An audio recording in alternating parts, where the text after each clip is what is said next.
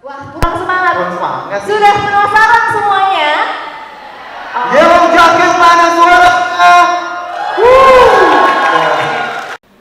Tenaga kesehatan di Kementerian Kesehatan juga mendapatkan yang penting ini, remunerasi yang atraktif. Ini pasti yang ditanya oleh teman-teman dan ditunggu-tunggu. Berapa sih gajinya di Kemenkes itu kalau nanti bergabung dengan Kemenkes, gitu kan? Ternyata gajinya bukan cuma dari gaji pegawai negeri, tapi saya mendapatkan gaji dari tunjangan operasional. Bahkan ada beberapa mendapatkan gaji lebih daripada sarjana yang masuk ke sektor swasta. Misalnya di DTO, di Data Transformation Officer di tempat kita. Itu mereka bisa ketika lulus bisa masuk dengan gaji lebih dari 20 juta setahun kalau mereka menggunakan platform. Apalagi kalau mereka punya digital platform yang bisa mereka jual secara mandiri, kemudian dikolaborasi dengan DTO yang ada di Kemenkes. Numerasi yang atraktif ini menjadi sangat penting dan menjadi salah satu, nanti ada beberapa teman-teman saya yang akan sharing, akan berbagi dengan teman-teman sekalian bagaimana atraktifnya bekerja di Kemenkes dengan remunerasi yang cukup. Dokter-dokter yang lulus dari Fakultas Kedokteran bekerja di rumah sakit vertikal juga mendapatkan remunerasi yang atraktif.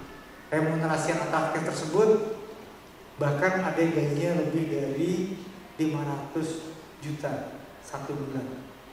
Dokter bekerja di rumah sakit vertikal di Kementerian Kesehatan.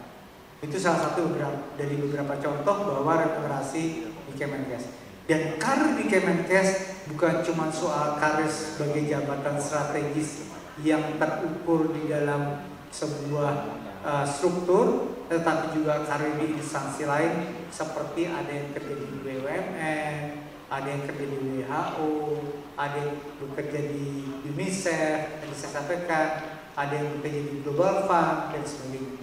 Salah satu asisten saya saat ini bekerja di Global Fund, dia sekolah S3, ambil 2. Satu dia ambil di London, satu lagi ambil di FKM. Jadi bisa double job serta bisa double karir sambil sekolah, sambil bekerja kalau bekerja dan bergabung di Kementerian Kesehatan. Coba kita lihat slide yang berikutnya. Teman-teman sekalian, bahwa karir-karir tersebut sudah menjadi ASN Kemenkes. Salah satunya adalah ahli genomika, ahli elektromedik, fisikawan medis, laboratorium, cyber security, dan lain sebagainya, analisis hukum juga diperlukan oleh Kemenkes untuk membangun transformasi kesehatan Indonesia di masa yang depan. Jadi yang ingin bekerja di Kementerian Kesehatan tidak terbatas pada yang jurusannya jurusan kedokteran atau berhubungan dengan kesehatan, tapi jurusan administrasi, jurusan hukum, ekonomi juga mempunyai kesempatan untuk bekerja di Kementerian Kesehatan. Bahkan beberapa Pak Sekjen kita bukan dari kedokteran, Pak Menteri kita bukan dari kedokteran, ada dirjen kita, dirjen BKPK, badan kebijakan kita bukan dari kedokteran, bisa menjadi eselon 1 di Kementerian Kesehatan.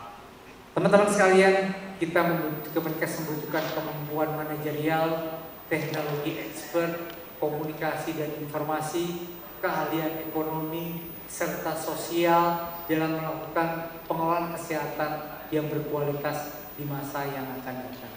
Slide berikutnya. Teman-teman sekalian, bekerja di Kementerian Kesehatan menjadikan hal yang positif karena 55% dari ASN di Kemenkes itu Gen Y, milenial, dan Gen Z. Lihat, kita lari bareng, ada grup Paskas Runner, kita bisa ngaji bareng di Kemenkes, kita punya ruangan yang terbuka, office, sehingga tidak tertutup. Nanti kapan-kapan kalau teman-teman mau, teman-teman bisa main ke Kemenkes dari UI, kita lakukan tour di mana kantor kita itu kantornya terbuka. Siapapun yang terima tamu, tamunya kelihatan. Jadi Gak bisa sembunyi-sembunyi nyembunyiin orang-orang yang mau nyelipin duit di Kemenkes, gak bisa. Karena semua kantornya terbuka dan semua orang bisa lihat siapa tamu yang datang. Ini adalah perubahan-perubahan yang kita lakukan di masa yang sudah berlangsung sekarang dan di masa yang akan datang lebih baik untuk menciptakan iklim bekerja yang lebih inovatif, lebih transparan di Kementerian Kesehatan.